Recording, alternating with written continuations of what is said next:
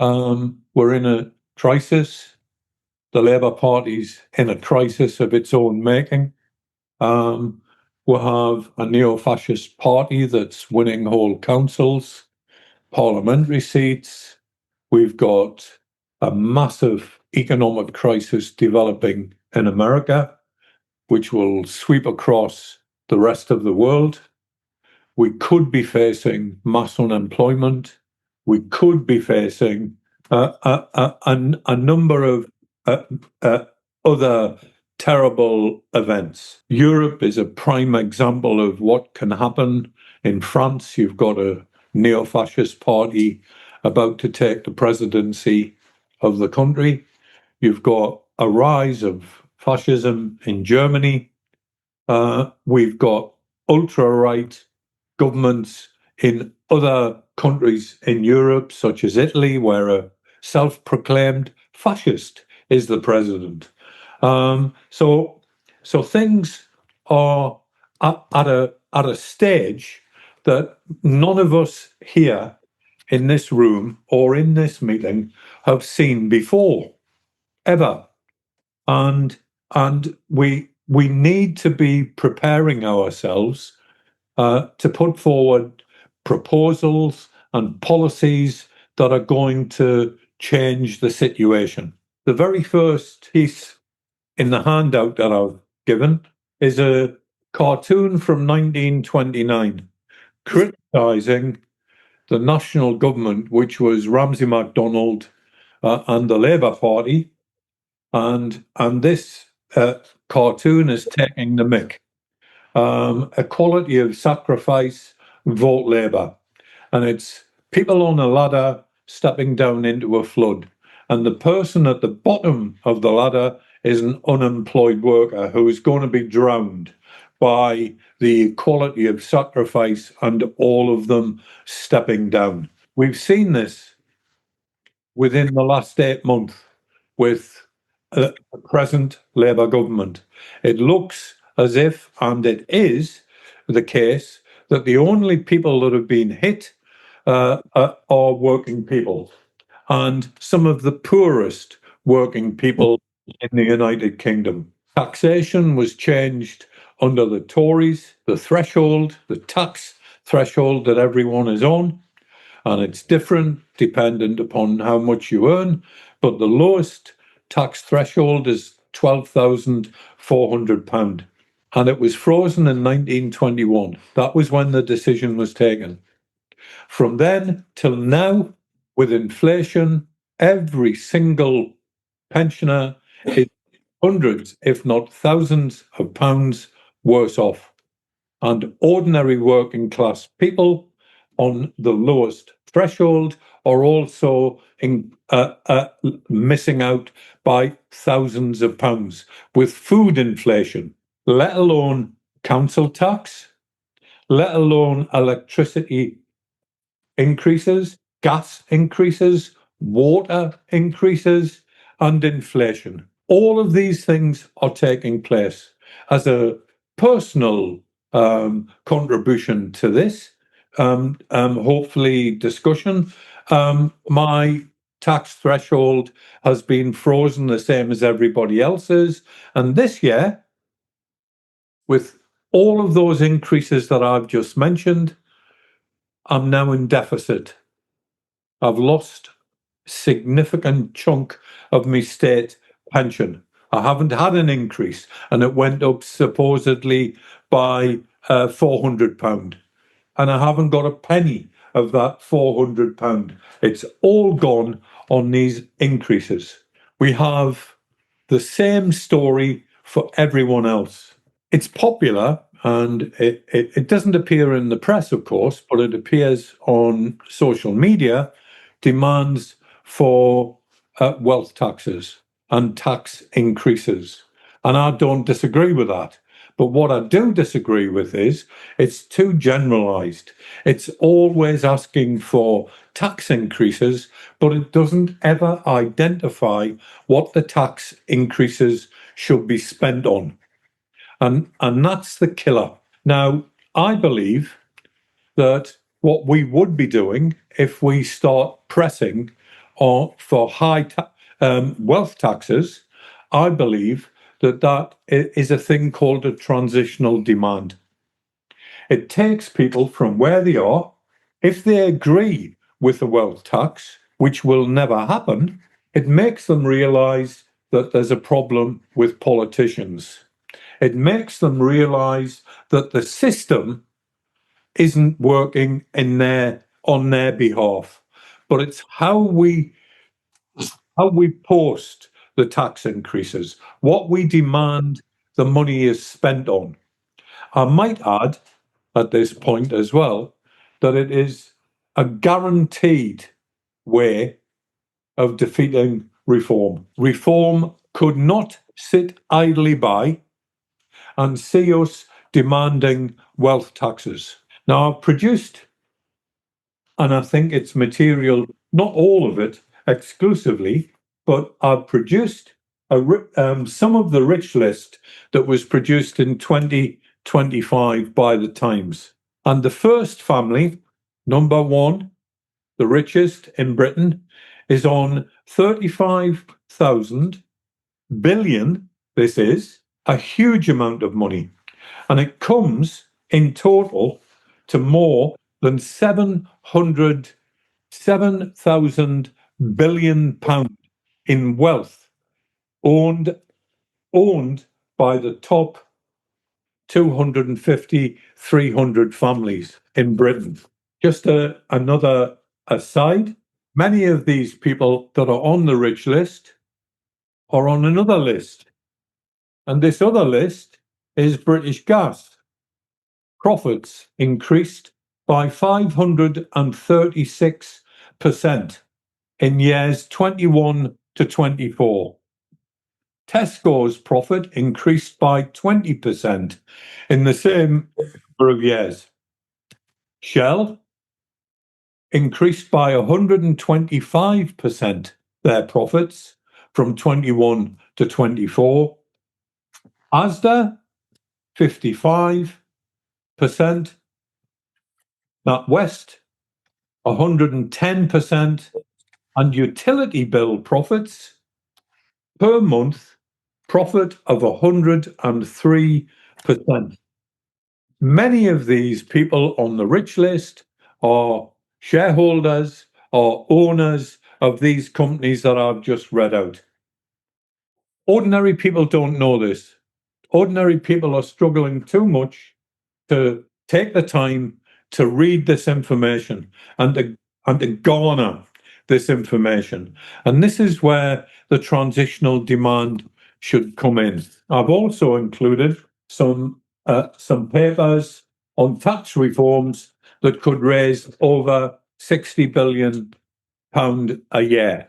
And I think if that was the target, if that was the transitional demand that we put forward, if we put this forward in our union branches, if we put this forward in our constituency Labour parties, well, all hell would break loose, that's for sure, particularly in the Labour Party.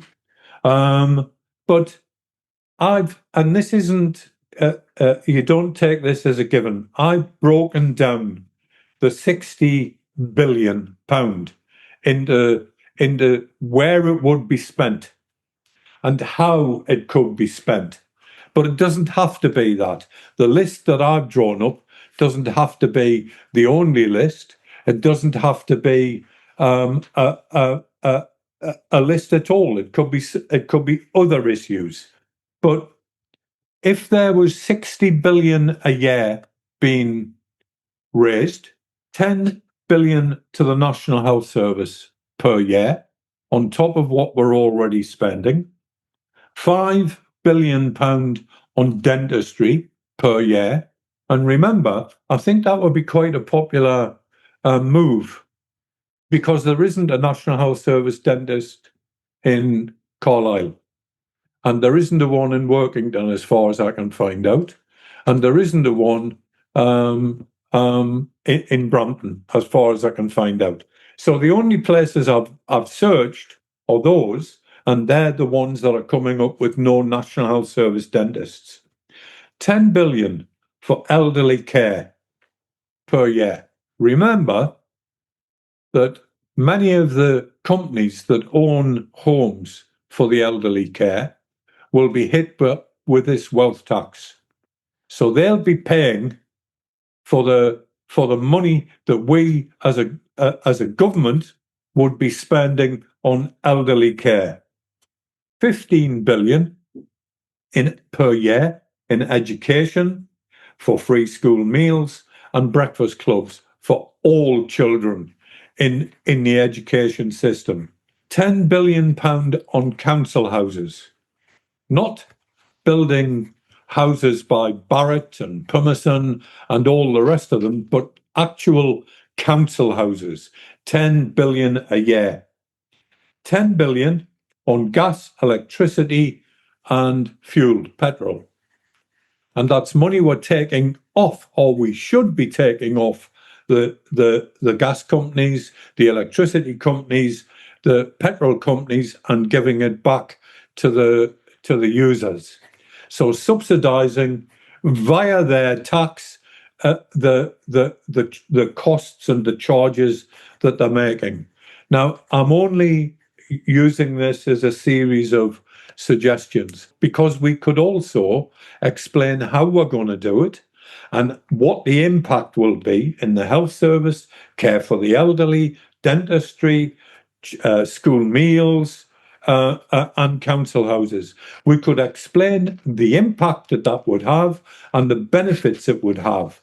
And I think that would be a very, very popular wealth tax to be introduced by this government or any government. The only problem is they won't introduce it. So we are preparing the ground. Left Horizons is preparing the ground. We're preparing the ground for a genuine struggle. If any government, and particularly the Labour government, refuses to implement this type of programme, they're going to go down like a bag of hammers.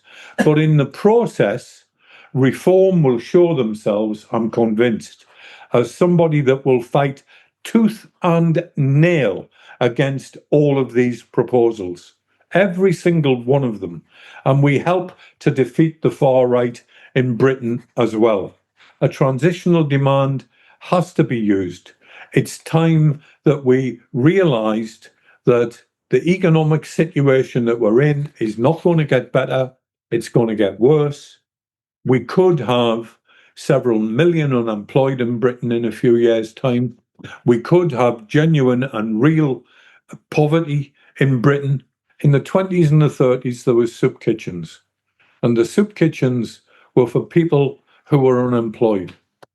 We now have more food banks than soup kitchens by about 5 times. And about 50% of people who are using food banks are people and families in work. The poverty is worse now than it was in the 30s. And we've got to wise up to that. And we've got to let the politicians know. And more importantly, we've got to let ordinary people know what's going on. And I think these types of demands and these types of solutions, if we turned up at our union branch and explained some of this information, gave details, gave facts and figures, there's not a union branch in the country that wouldn't carry these resolutions and send them on to their national conferences. And we'd start changing the dynamic in Britain if we were to start doing that. I think it's absolutely imperative that we start attaching key areas that need significant sums of money spending on the demand for wealth tax, and not just simply demand a wealth tax. Identify it, campaign for it, and watch the right wing in the Labour Party wriggle. How will they get out of this? How will they be able to make excuses to allow these things to happen? Something that I read, and I was very, very shocked by it. Tory cruelty to be continued under Starmer's Labour. Conservatives killed 330 people via austerity, plus another 240 via COVID.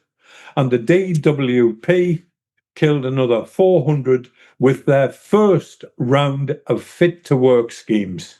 That's the PIP. Thanks to the Freedom of Information Act, Ian Duncan Smith has been forced to release figures showing how many people declared fit for work by his department dropped dead.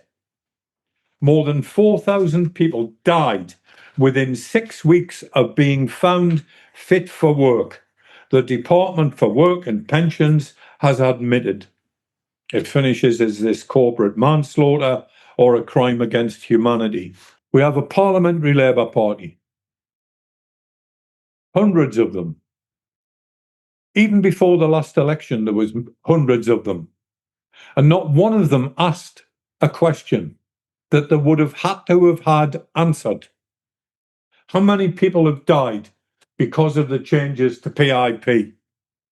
Not one of them asked. Not Corbyn. None of them. And it's an absolute disgrace that we have a parliamentary party that's part of a rigged system.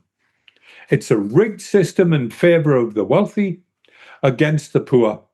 And they can sit and idly watch 4,000 people die, some of them killing themselves because they were declared fit for work. We've got to challenge that. We've got to start coming forward with demands that meet this type of situation, and a situation that's getting worse. And we've got to break the link, or attempt to break the link, between lobbyists and the Labour Party. Our Minister of State for Health, the Brill Cream boy, Wes Streeting, has received £137,000 in donations from health lobbyists. That's got to stop. That's got to stop. And lobbyists, the Minister of State for Water, second minister, not the Minister of State, the second in charge, was photographed at a Newcastle United football match at Wembley with the director of United Utilities. United Utilities owns a stinking, rotten water company in the north of England that covers everybody in this meeting. And there he is, after all the freebie carry on about clothes and glasses and trips away. There he is, only a matter of a few weeks ago, paid to attend a football match with the director of the company that he's supposed to be overseeing. Not a lad that works in the water walks, not an ordinary worker, the director. It stinks. And that's got to stop as well. And we've got to bring that to the attention of people. And we've also got to bring it to the attention of people in the Labour Party. Over and over and over again. What sort of party are you running?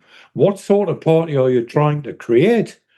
And remind them that if they don't accept this type of programme, this type of policy, they're dead in the water, and reform will take their seats off them. We've got to create a situation where reform shows its true colours, and we're not doing it. We're not doing it. It's a transitional demand whose time has arrived.